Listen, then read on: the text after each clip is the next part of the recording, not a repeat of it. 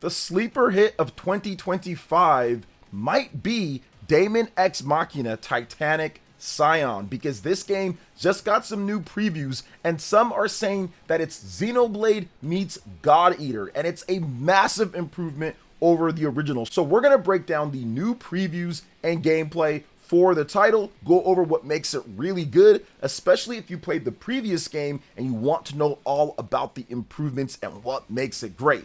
Another thing to note here, guys, is that the game is fully on a 64GB cartridge on the Nintendo Switch 2. So for all of you physical fans out there, and of course, if the discourse of game key cards, you don't like those, this is the game to pick up here in the West. If you want something incredible when it comes to Xenoblade meeting God Eater, that's a really, really good start overall. So we're going to get into that, in addition to other great Nintendo Switch 2 updates. So let's go ahead and jump right into it in terms of Daemon X Machina Titanic Scion and what makes this game so great. So Hey Poor Player actually put up a preview. So it's got fast-paced combat. Mechs zoom around very quickly, get in and out of breaks from flight to the ground. So that's super fun. Controls feel great and precise. I think that with mech games, sometimes you can kind of get that lumbering feeling of certain mech games, but this game, you don't have that. You feel agile, you feel precise, you feel fast, so that's definitely a good thing as well.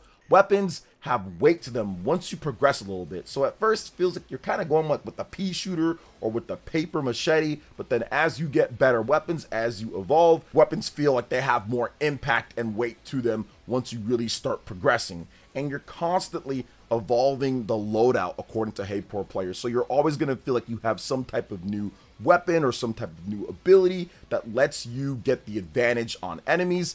And there's a lot of cool sequences that inject variety into the mix. So it's not just going to be the same thing over and over. So far, when I hear from Noisy Pixel that it's Xenoblade meets God Eater, that it's a massive improvement over the original game, and then I read the previews from a few different places, all kind of mimicking what Hey Poor Player had to say about the controls, the gameplay, the graphics, the feeling of the game, and the story seems like it's going to be okay, and you don't necessarily need to play the first game in the series to really get into this one. I think that this can be a sleeper hit of 2025, as it's launching on September 5th, and people are talking about it, but people aren't talking about it as much as you would say maybe other games that are coming out for the rest of the year. Now, if you're on the Nintendo Switch 2 with this game, I alluded to how the game is on a 64GB cartridge here in the West. Now, in Japan, it is going to be a game key card because they didn't want to pay for it over there. Maybe they felt that the sales weren't going to be anything impressive. But here in the West, they made sure that fans do have that real physical option with that. So check out this game, guys. This is a great way to kind of send a little bit of a message as well. If a game like Daemon X Machina Titanic Scion can do significantly better on the Nintendo Switch 2 than it does on Xbox or PlayStation or PC, and it's on that 64GB cartridge, it's going to tell other developers that it's worth it to actually invest into that. So I do think that this is a pivotal game in that sense here in the West, at least. And the game looks awesome. It's going to get you plenty of content. They did that with the first game. So I would say this, I'm all aboard the Daemon X Machina Titanic Scion train. Sleeper hit 2025 on the Nintendo Switch 2, Xbox, PlayStation, and PC. So look out for that one on September 5th. And of course, I'll be going with my own hands-on and gameplay once the game does drop. So what do you guys think about the game so far?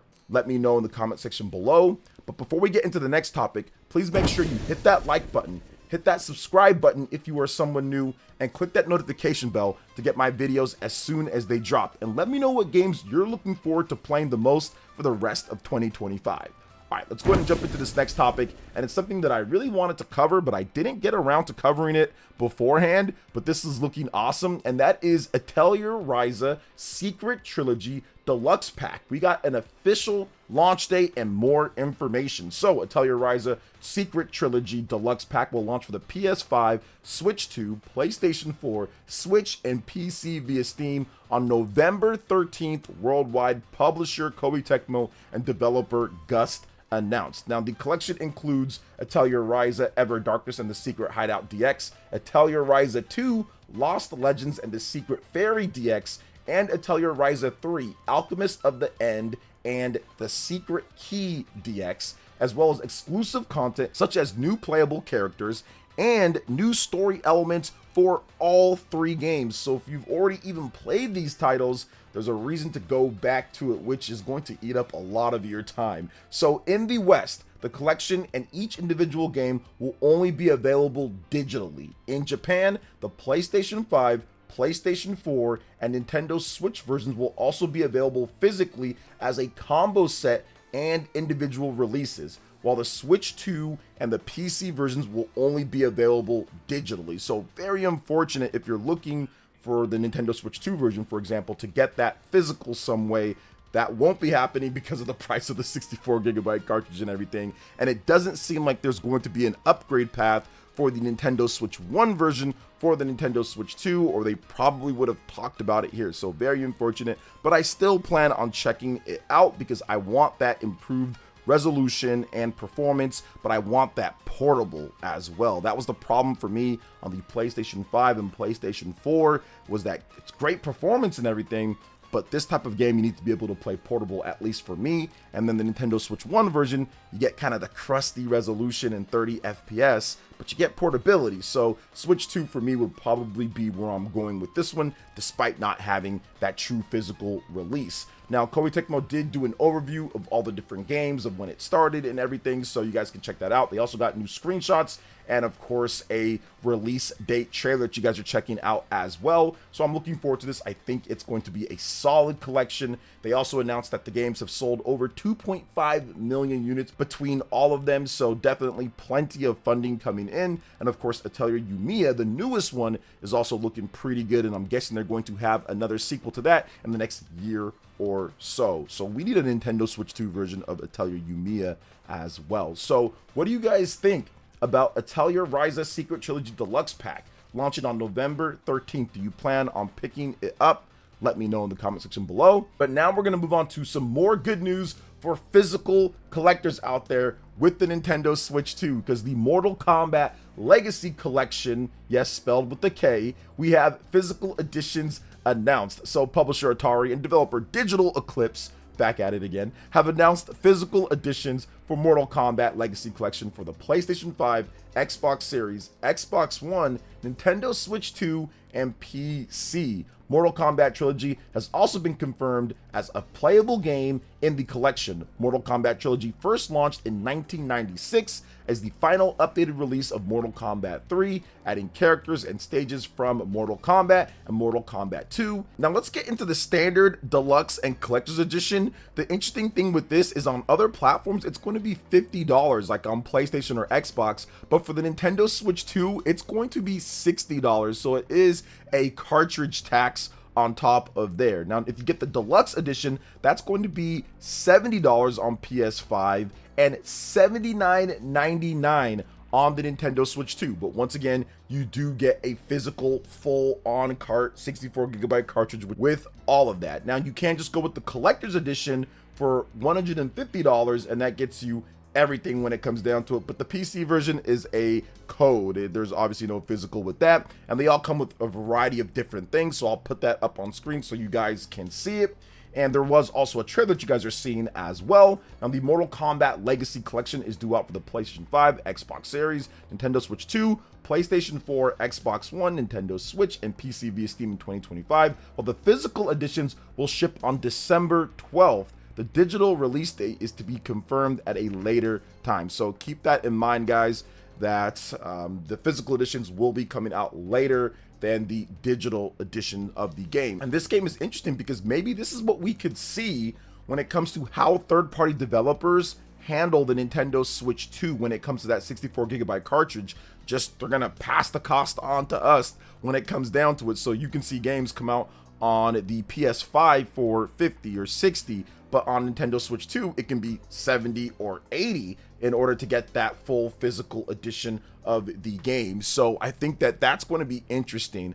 And I wouldn't mind that. If they wanted to charge a bit more, if that's the problem in terms of getting it on the 64 GB cartridge, and if they want to give that option to people, I think that that's fine. Then maybe you can do digitally. It is the same price as the other systems, because obviously you don't got to worry about a physical cartridge. So we'll see if more developers opt for that. I think that if games like Daemon X Machina, in addition to Mortal Kombat Legacy Collection, do well on Switch 2, we'll see more developers opt for that option going forward. So what do you guys think about Mortal Kombat Legacy Collection, the physical editions announced, and the contents? Let me know in the comment section below. But now we're going to move on to the next topic, and that is Octopath Traveler 0. We've got the official announcement, which we do know about. This was announced in the Nintendo Direct Partner Showcase, but I wanted to go over what makes Octopath Traveler 0 pretty cool overall and different from Octopath Traveler 1 and Octopath Traveler 2, and also all the platforms and everything. So, publisher and developer Square Enix and developer Doki Doki Grooveworks have announced Octopath Traveler 0 for PlayStation 5, Xbox Series, Switch 2, PlayStation 4, Switch,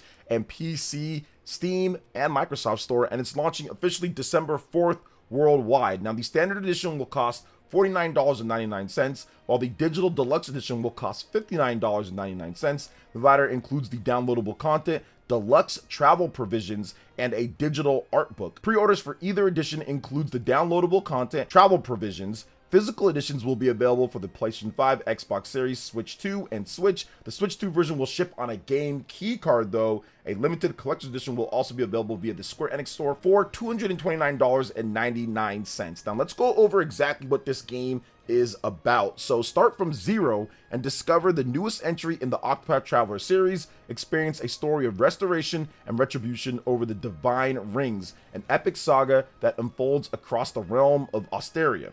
Enjoy familiar features such as the series' HD 2D graphics, a fusion of retro pixel art and 3D CG, the player's ability to roleplay using path actions of their choice, and the break and boost system that can turn the tide of battle. Additionally, brand new features such as character creation and town building allow you to create your own character and restore your hometown. That's a pretty cool new feature that no other Octopath Traveler game has at all, or no other really HD 2D game has when it comes down to that. So here are some more of the key features. You are the protagonist of the story. Choose your appearance, your voice, motions, and favorite dish with the new character creation feature. Restore your hometown through town building. Invite companions and allies to live in your town of your creation. Engage in exhilarating and strategic command battles. Choose from over 30 allies to form a party comprised of up to 8 characters. Use path actions to invite people to your town. Engage in battle and obtain items. Where you go and what you do is entirely up to you. Equip action skills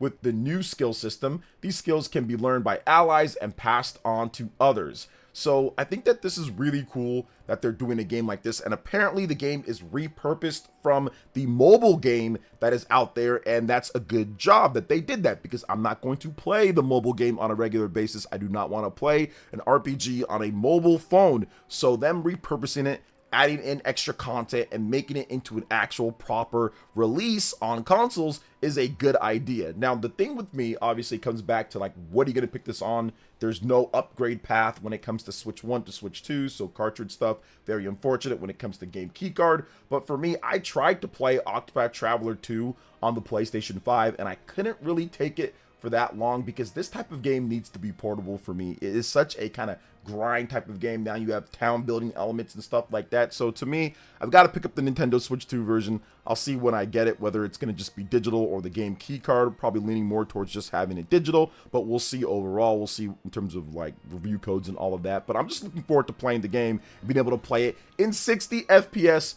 portably without a PC handheld or without a PS Portal streaming and all of that, because I think that's the biggest knock, for me at least, when it comes to the games, man, on Nintendo Switch, the HD 2D games. A lot of them, or pretty much all of them, were 30 FPS, and there's no reason for that to be a thing. So now with the Nintendo Switch 2, you get it at 60, and even as a turn-based RPG, I still feel that it should have had that overall. But hey, it is what it is. They did what they did on the Nintendo Switch 1, and now we're in the Nintendo Switch 2 era. We can get that 60 FPS, we can get that higher resolution, texture, frame rate, all that good stuff. And I think it's going to be great, especially with the HD Rumble implementation. They did a great job with Octopath 1 and Octopath 2, and the adventures of Elliot is really good on the Nintendo Switch 2 so far with some of the HD Rumble, in addition to the game, how it looks and runs on the platform. So I'm looking forward to Octopath Traveler 0 coming out on December 4th. Late release, but still coming. Very good RPG action to play. So what do you guys think about all the different Nintendo Switch 2 updates and game title updates that we have here for you guys? Let me know in the comment section below. All right, guys, that wraps it up for this video here. Thank you so much for watching. I do appreciate it. Please make sure you hit that like button, subscribe if you're someone new, click that notification bell, and check out my other Nintendo Switch 2 RPG content and more right here on screen. Thanks for watching, and we'll catch you guys for the next one. Peace.